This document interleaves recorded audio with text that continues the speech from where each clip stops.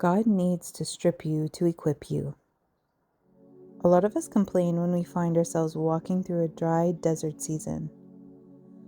But God is saying that it's absolutely critical that you get through this, because what's waiting on the other side is the promised land. A land flowing with milk and honey, and all the blessings you can dream of.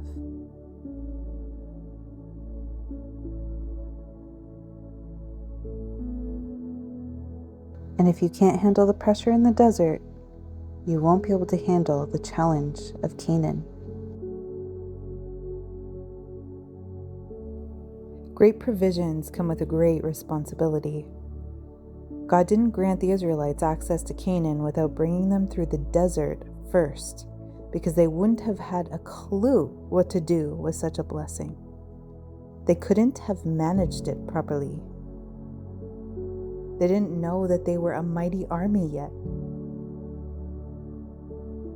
They had been slaves for centuries, and even though they outnumbered the Egyptians, they thought they were weak, and it was so. As a man thinketh in his heart, so is he. Their own perception of themselves is where the true slavery happened. God had to change the way they viewed themselves before he could give them what he promised them.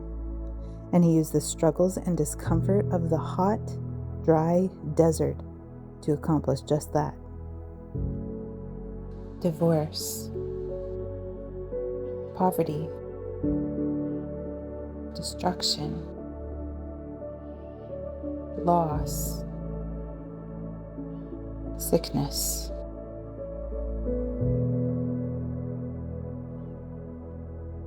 Are you going through a dry desert season? If so, ask yourself, what's God trying to transform in me? What lies am I believing about myself? In Exodus 13:17, it says, "When Pharaoh finally let the people go, God did not lead them along the main road that runs through Philistine territory, even though that was the shortest route to the promised land. God said if the people are faced with a battle, they might change their minds and return to Egypt." Guys, that meant that the Israelites thought they were weak, and that's a result of them being in slavery for a long time. The desert is where God leads us to remove those dangerous, unfruitful mindsets. This is where you learn that life wasn't given to you just to survive and barely scrape by. You have so much more to offer.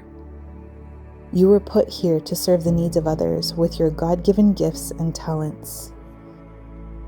But before you can help others, you have to learn to trust the hand of your mighty provider. You weren't called to manna. You were called to milk and honey. But it starts here, in the blistering heat of the desert. So, don't hate your desert season. It's preparing you for the land of milk and honey, where you're going to impact the lives of not just your own family, but all of those people that God puts in your path. A shift from just enough for me and my family to more than enough for me and anybody else I encounter. A shift from serving just my family to serving my family and those in need. The Promised Land is more than a location. It's a mindset. This is where the manna would cease and the milk and honey would begin. Welcome to abundance. Love and blessings, guys. Take care.